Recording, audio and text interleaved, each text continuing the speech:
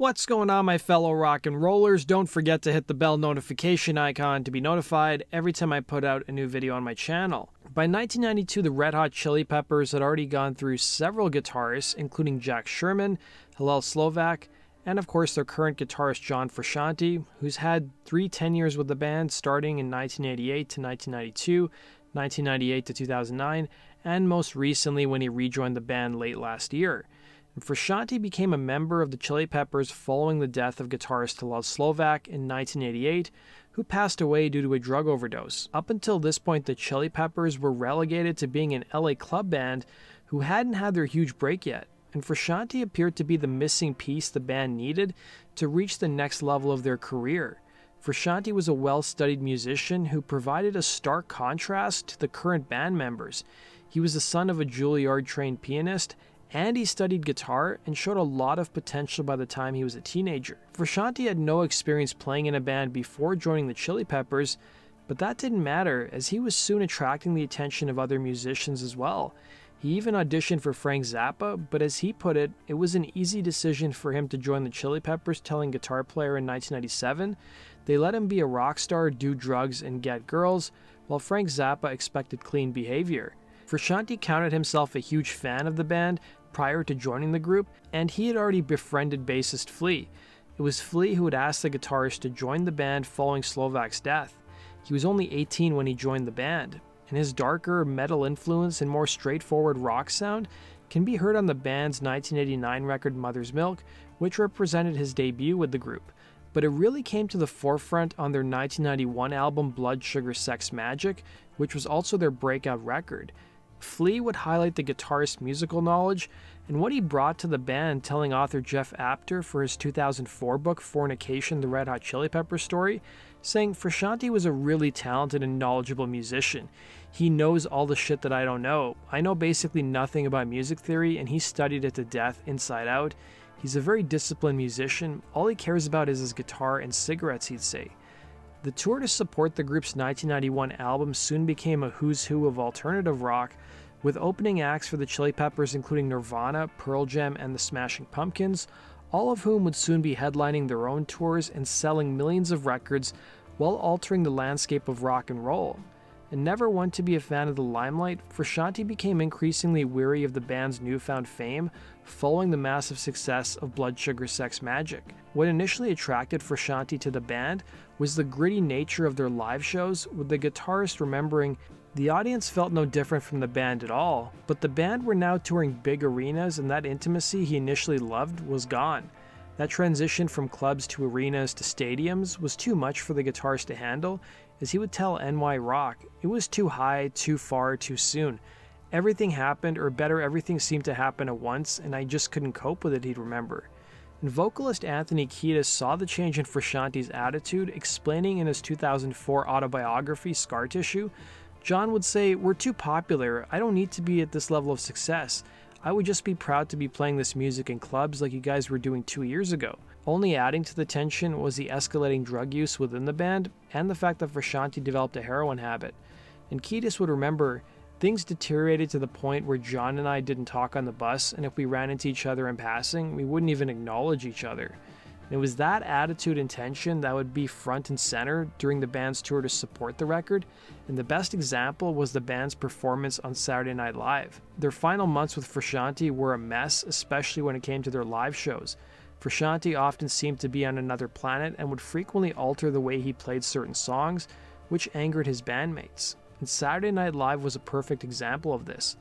The band appeared as musical guests on February 22, 1992, and in the lead up to the performance, Frusciante was already in a sour mood. He almost got into a fight with a crew member backstage and was angry that Madonna, who was on the set that night, had ignored him. He didn't hang out with the band for most of the night and kept to himself, and the band was scheduled to perform 2 songs on that episode, including Stone Cold Bush from Mother's Milk, and then their big hit Under the Bridge from their current album at the time. The first song went reasonably well, with the exception of one moment when Kiedis can be seen kicking Frusciante, who seemed to lack any enthusiasm on stage. It's possible that the kick was intentional and led to what came next when they performed Under the Bridge. In his biography, Kiedis admits that Under the Bridge is a difficult song for him to sing live, and that he relies heavily on Frusciante to cue him in and provide vocal harmonies. Kiedis was nervous as to what would happen live on the air, and he was right to be nervous. As Frusciante started the song, it was obvious things wouldn't go well, as he played out-of-place chords and confused the frontman. Perhaps the most surprising part of the performance was when Frusciante provided background vocals, singing a loud howl instead of the actual lyrics, as you can see here.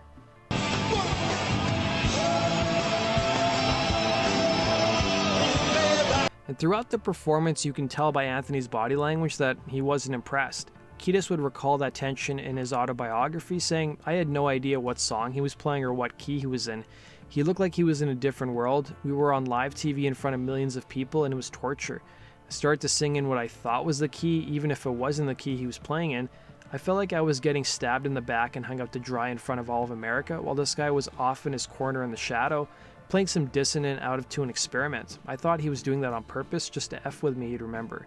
In May of 1992, the band were playing dates in Japan, and Frusciante had mostly isolated himself from the group, staying put in his hotel room with his then-girlfriend.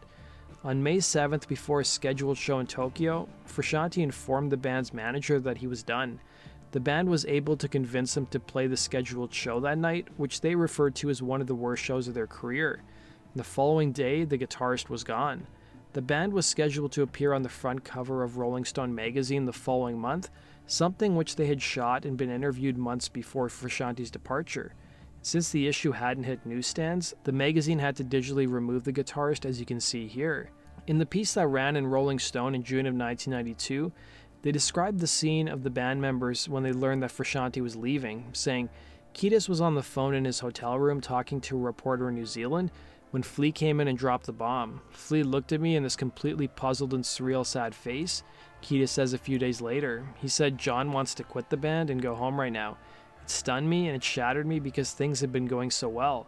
When the whole band sat down to talk it out, it was apparent that the guitarist was not playing mind games. I could tell by the look in his eye he was really serious," Kiedis says. He said, "I can't stay in this band anymore. I've reached a state where I can't do justice to what we've created because of the stress and fatigue. I can't give it what it takes to be in this band anymore," he'd say. Things would only get worse from this point onwards for the guitarist, as he would be held up in his Hollywood home, where he found solace in drugs, writing new music, and painting. And the next half a decade would result in Frusciante almost losing his life. But thankfully by 1998 he would clean up his act and rejoin the Chili Peppers. And since his departure, the band would put out 1995's One Hot Minute, which was not well received by critics or fans, and resulted in the firing of standing guitarist Dave Navarro. The return of Frusciante brought the band back to the forefront of rock and roll, with 3 hit albums, including 1999's Californication, 2002's By the Way, and 2006's Stadium Arcadium. By 2009, Frusciante would leave the group once again, being replaced by touring guitarist Josh Klinghoffer. Frusciante would pursue a solo career and his musical group Kimono Cult.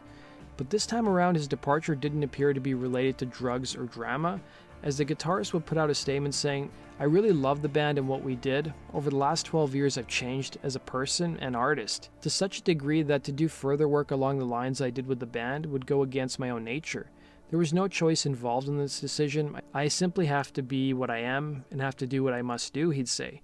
And in December of 2019, it appeared that Frusciante would rejoin the band and was scheduled to tour with them this summer, but sadly, that didn't happen because of the situation we're in right now.